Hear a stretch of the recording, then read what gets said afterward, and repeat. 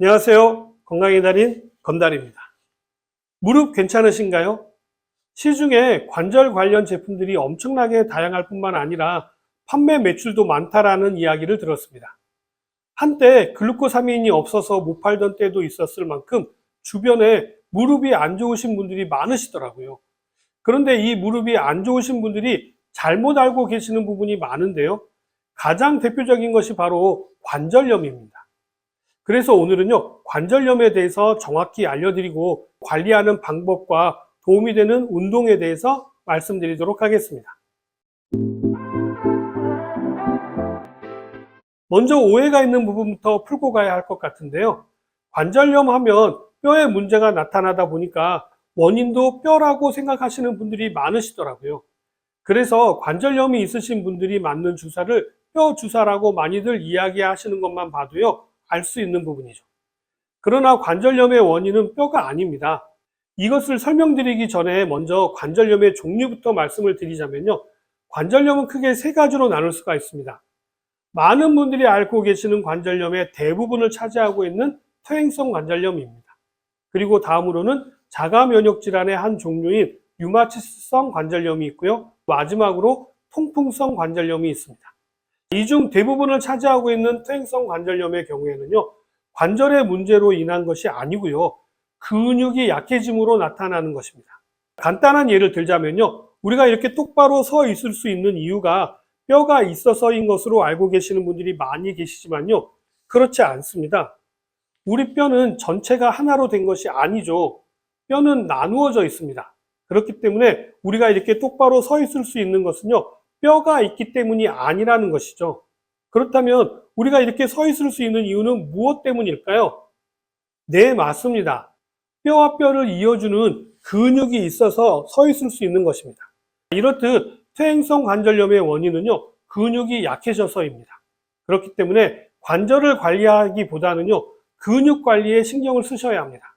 그러나 나이가 들게 되면은요, 근육이 점점 약해지다 보니까 나이 드신 분들에게서 많이 나타난다고 해서 퇴행성 관절염을 노인성 질환으로 분류하던 때가 있었는데요.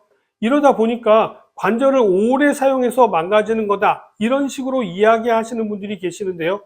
그렇지 않습니다. 나이 드신 분들 중에서도요, 관절이 튼튼하신 분들도 많거든요. 오히려 요즘은 관절을 많이 사용하지 않는 젊은 친구들 중에서도요, 퇴행성 관절염을 가지고 있는 사람들도 많습니다. 그 이유는 관절을 많이 사용해서가 아니라 젊지만 관절의 근육이 약해져서 퇴행성 관절염이 나타나기 때문입니다.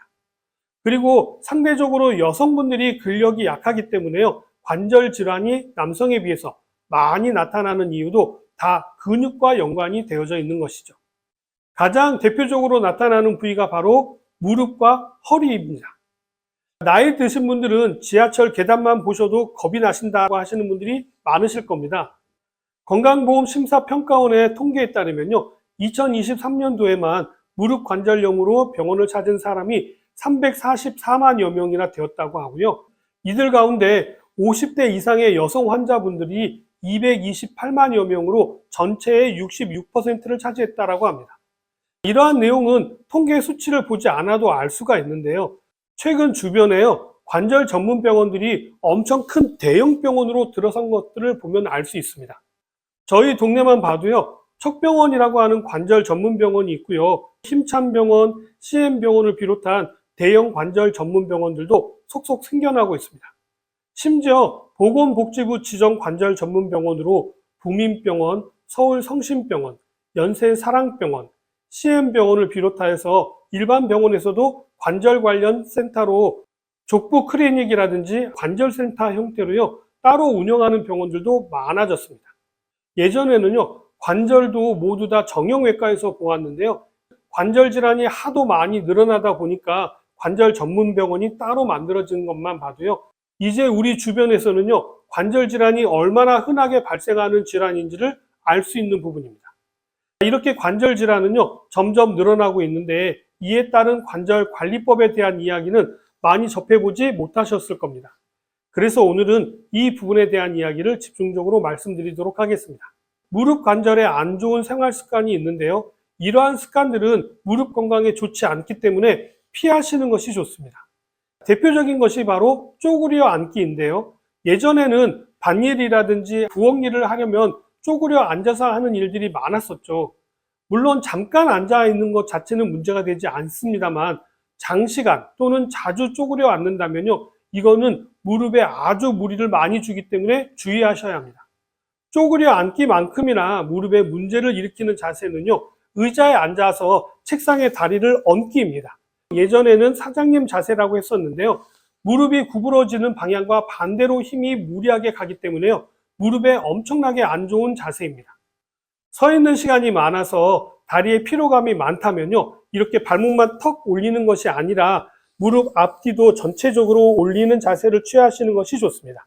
여기서 중요한 것은요, 이렇게 허벅지와 종아리 모두 다 지지가 된 상태여야 한다는 것입니다. 그리고 무릎이 아프다고 해서 움직이지 않으려고 하는 자세도 문제가 될 수 있습니다.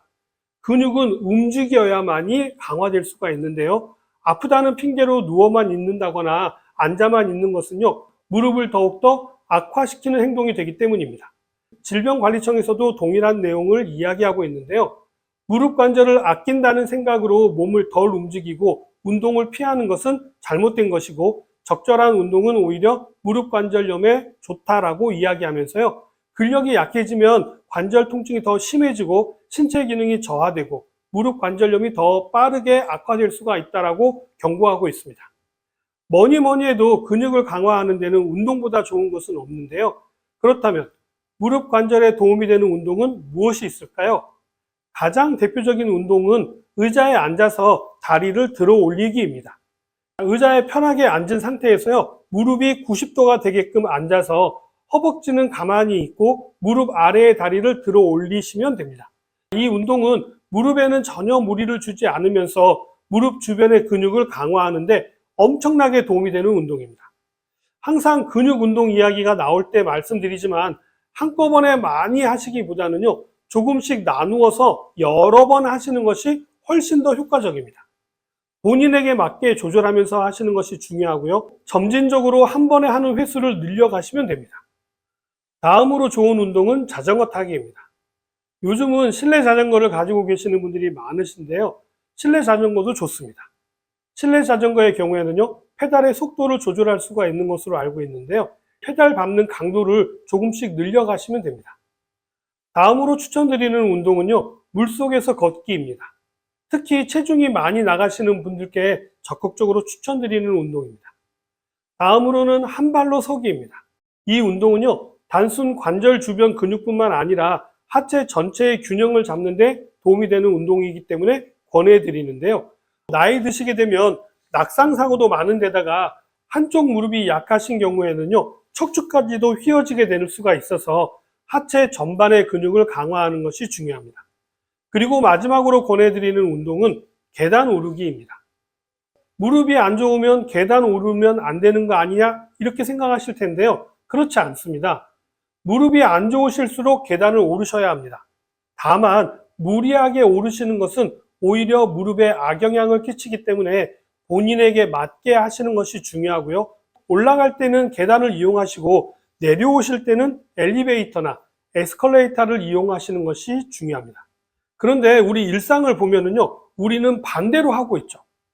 우리가 매일 타는 지하철만 봐도요, 올라가는 계단은 에스컬레이터로 되어져 있고요, 내려가는 것은 그냥 계단으로 되어져 있습니다. 이건 무릎 건강에 최악의 상황을 만드는 것입니다. 반대로 하셔야 합니다. 무릎 건강을 생각하신다면요, 올라갈 때는 무릎 근육을 강화하는 계단으로 올라가시고요, 내려올 때는 무릎에 충격을 주지 않는 에스컬레이터를 이용하셔야 합니다. 혹시 이 영상을 지하철역에서 근무하시는 분이 보신다면요, 국민 무릎 건강을 위해서 반대로 바꿔주시기 바랍니다. 정말 무릎에 문제가 있어서 계단을 오르기가 어려우신 분들은요, 엘리베이터를 이용하시면 되니까 꼭 에스컬레이터는 반대로 운영해 주시기 바랍니다. 이 영상을 보시는 분들도 꼭 계단은 올라가시고요, 내려오실 때 엘리베이터를 이용하시기 바랍니다. 그래야 나이가 들어서도요, 내 무릎으로 걸어 다니실 수가 있고요, 계단 오르기도 하실 수가 있게 됩니다. 오늘 내용은 여기까지고요. 저는 다음 시간에 다시 찾아뵙도록 하겠습니다. 감사합니다.